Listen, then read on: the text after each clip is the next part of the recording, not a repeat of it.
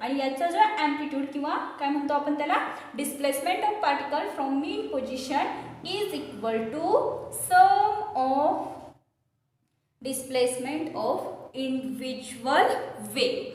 Okay, and this is called as the superposition of wave. Okay, आता या superposition मध्ये पुन्हा दोन कन्सेप्ट आहेत बघा, crust of one wave and crust of another wave, trough of one wave and trough of another wave get superimposed on each other. Then what happens?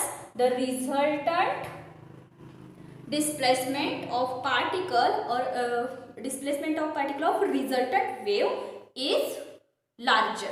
बरोबर आहे.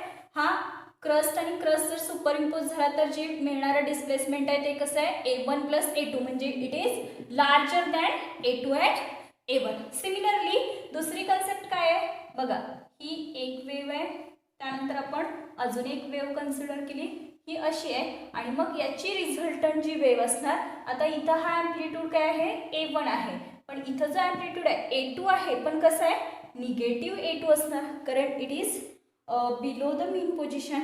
Therefore the resultant amplitude or a resultant wave which is having amplitude A is equal to काय A1 minus A2.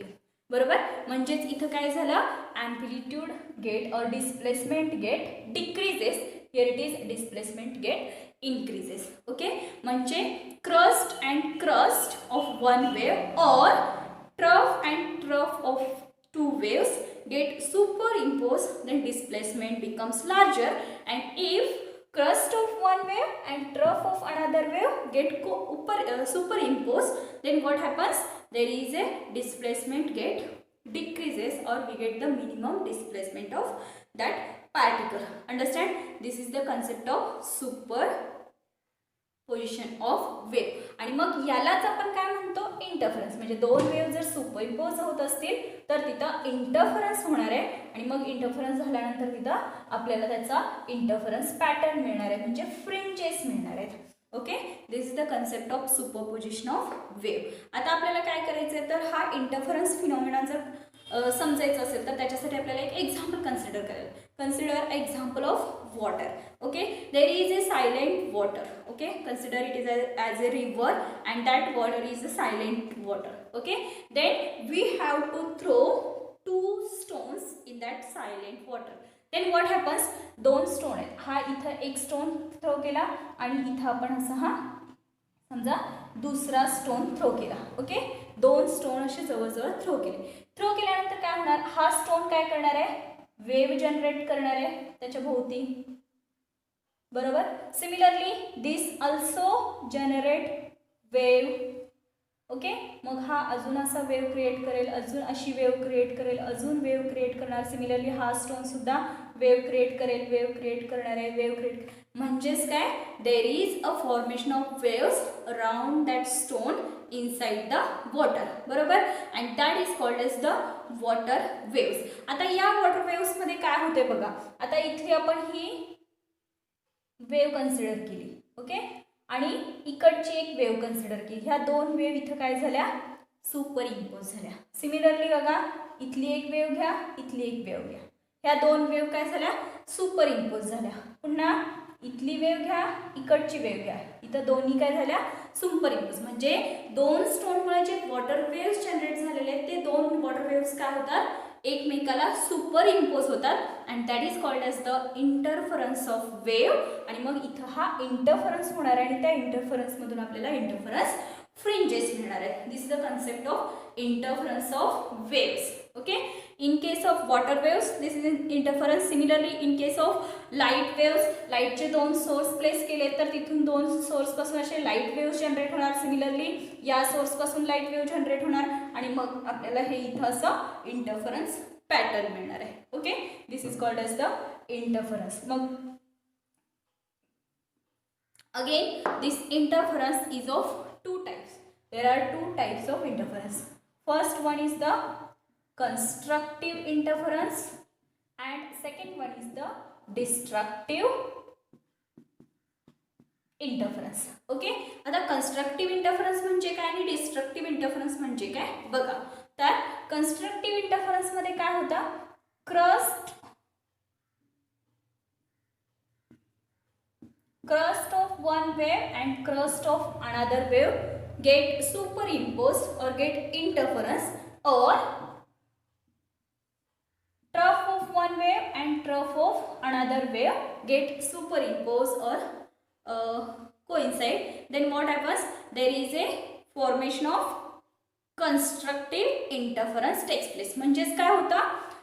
Crust trough superimpose झाले, interference होणार, interference झाल्यानंतर आपला जे काही displacement आहे ते इन्क्रीज होईल और विथ लार्जर डिस्प्लेसमेंट, म्हणजे ॲम्प्लिट्यूड इन्क्रीज होणार. ॲम्प्लिट्यूड इन्क्रीज झाला तर त्याला आपण काय म्हणणार?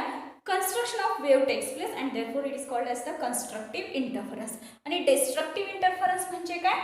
crust of one wave and trough of another wave get superimposed, then interference takes place and the displacement of particle decreases as well as amplitude of that particle also decreases, and therefore it is called as the destruction of wave takes place, and such a type of interference is called as the destructive interference. These are the two types of interference. Understand. आणि मग constructive interference आणि destructive interference जे आहे ते तुमच्या बुकमध्ये एक diagram दिलेली आहे बघा. त्या डायग्राममध्ये दोन सोर्सेस कन्सिडर केलेले आहेत, S1 आणि S2, आणि त्या सोर्सेसपासून वेव्ह जनरेट झालेल्या दाखवले आहेत आणि ब्ल्यू लाईन आणि red, I think blue and red points दाखवलेले आहेत. तर ते दोन जे आहेत ते एक कन्स्ट्रक्टिव्ह इंटरफरन्स आहे आणि दुसरा आहे तो डिस्ट्रक्टिव्ह इंटरफरन्सचा म्हणजे पिक्चराइज्ड शो दाखवलेलं आहे. ओके, ते तुम्ही बघून घ्या.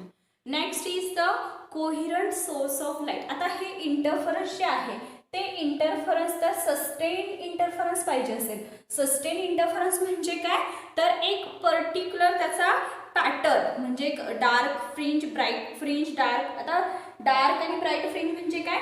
जर कन्स्ट्रक्टिव्ह इंटरफरन्स होत असेल तर जी फ्रिंज मिळणार आहे ती तुम्हाला ब्राईट फ्रिंज मिळणार आहे, आणि डिस्ट्रक्टिव्ह इंटरफरन्स होत असेल तर आपल्याला डार्क फ्रिंज मिळते. Okay, that is the Maxima और मिनिमा. ब्राईट फ्रिंज म्हणजे मॅक्झिमम इंटरफरन्स और मॅक्झिमा म्हणणार आहे आपण त्याला, आणि जे काय डिस्ट्रक्टिव्ह इंटरफरन्स आहे तिथे आपल्याला डार्क फ्रिंज मिळते त्याला आपण मिनिमम फ्रिंज म्हणणार किंवा मिनिमम इंटरफरन्स म्हणणार आहे. ठीक आहे. मग हे जे इंटरफरन्स आहे ते इंटरफरन्सचा जो पॅटर्न आहे तो कसा असला पाहिजे? सस्टेन्ड असला पाहिजे. सस्टेन्ड म्हणजे काय? With constant phase. Constant phase असेल तर त्याला आपण सस्टेन्ड इंटरफरन्स पॅटर्न म्हणतो. मग तो सस्टेन्ड इंटरफरन्स पॅटर्न आपल्याला कशा मिळणार आहे? तर त्याच्यासाठी आपल्याला कशाची गरज आहे? कोहिरंट सोर्सची. Okay, that is the coherent source. Then what is mean by coherent source?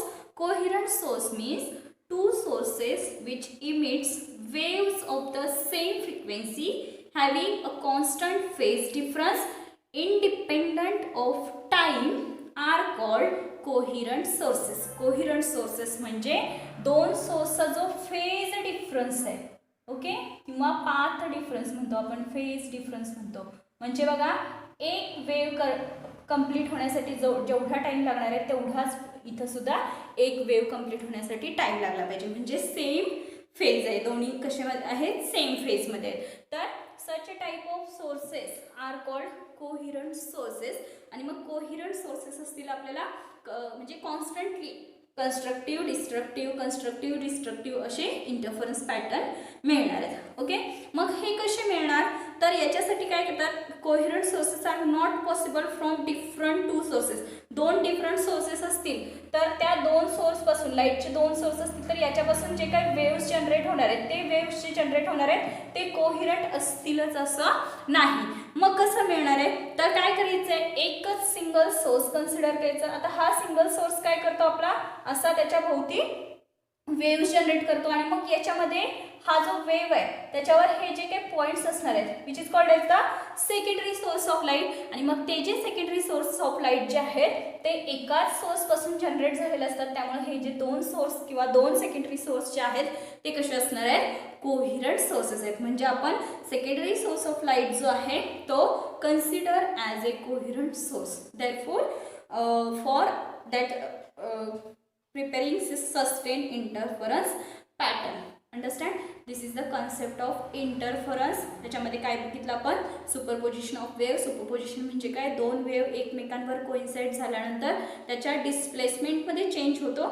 एकतर ते डिस्प्लेसमेंट लार्जर होईल किंवा मिनिमम होईल आणि मग त्याच्यावर that is called as the superposition of wave.